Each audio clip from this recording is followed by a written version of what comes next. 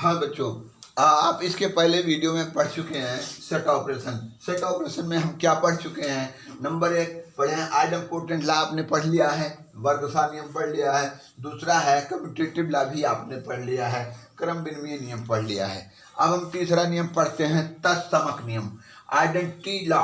Identity law क्या है कि आपको पता है ना रिक्त समुच्चय क्या होता है? जिसमें कोई अवयव ना हो।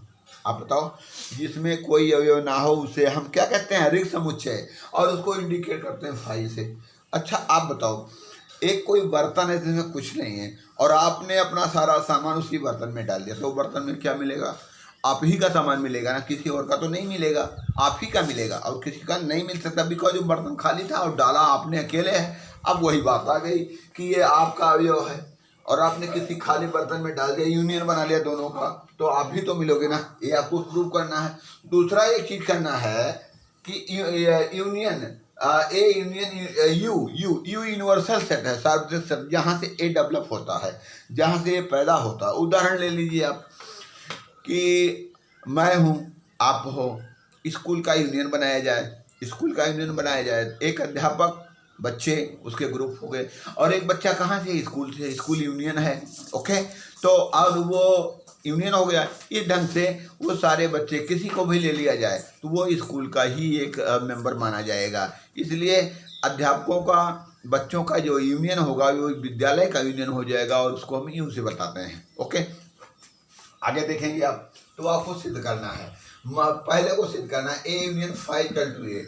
तो x is element of A union A, suppose कि मान लेते हैं, तो एक्स एलिमेंट ऑफ ए और x is element of phi.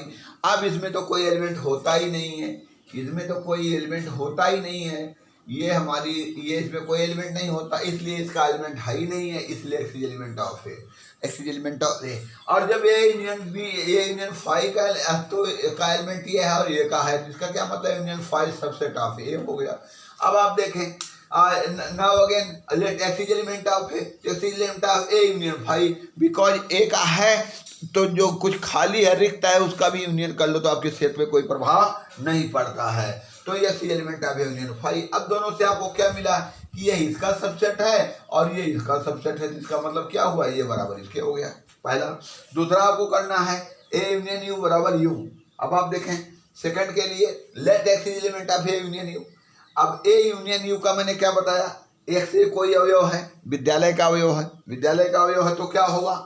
विद्यालय का अवयव है। विद्यालय का अवयव का मतलब या तो स्कूल का टीचर है, या तो चपरासी है, या तो बच्चे हैं, कोई भी हो। अब यू हमारा स्कूल है, तो ये क्या हुआ? X is element of A और एक्स एलिमेंट ऑफ ई, यानी वो अध्यापक का ग्रुप हो सकता है या विद्यालय से हो सकता है। इसका मतलब दोनों का में से ही होगा। Union x is element of you यानी विद्यालय का ही है, इसलिए एक बात ये आ गई।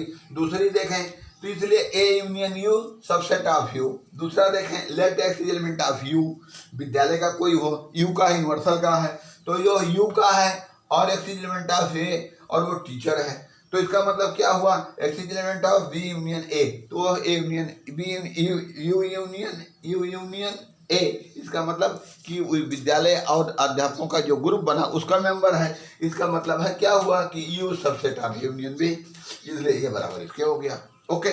तीसरा एसोसिएटिव लॉ, साचर नियम है, A union B union C बराबर A union B union C. अब सपोज कीजिए कि कोई अवयव हम लेते हैं यक्स, वो इसका अवयव है, ए यूनियन बी यूनियन, तो क्या हुआ? इसका क्या मतलब हुआ कि यक्स या तो ए का अवयव है या तो बी यूनियन सी का अवयव है, ओके। ए का है या बी यूनियन सी का है, इसका मतलब क्या हुआ कि वो ए का है या बी का है या सी का है। X is element of A or x is element of B or x is element of C, okay. Now A और बी कंबाइन एक साथ कर लें, तो इसका मतलब x is element of A union B or x is element of C, okay.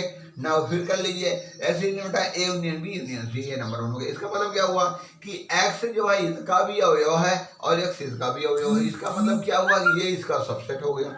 इसका मतलब A union B union C subset of A union B union C, number 1। Now let again x is element of union B union C, okay. Now फिर देखेंगे आप, अगर x इसका अवयव इसका, तो इसका मतलब इसका है और या इसका है, x element of A or इसका हो गया, okay. Now x element of A or x element of B or x element of C. अब हम देखेंगे x element of A or x element of B union C, B और union C इसको combine कर लेंगे। अब ए का है या बी यूनियन सी का, इसका क्या मतलब हुआ, now x element of A union B. अब आपको क्या मिला कि एक्स एलिमेंट इसका भी है, एक्स एलिमेंट ऑफ इसका भी है, इसका मतलब ये इसका सबसेट हो गया, यानी A union B union C subset of A union B union C, एक और दो सी ये बराबर इसके हो गया, एक और दो से A union B union C बराबर A union B union C. ये आपका कौन सा एसोसिएटिव लॉ है, साहचर्य नियम है।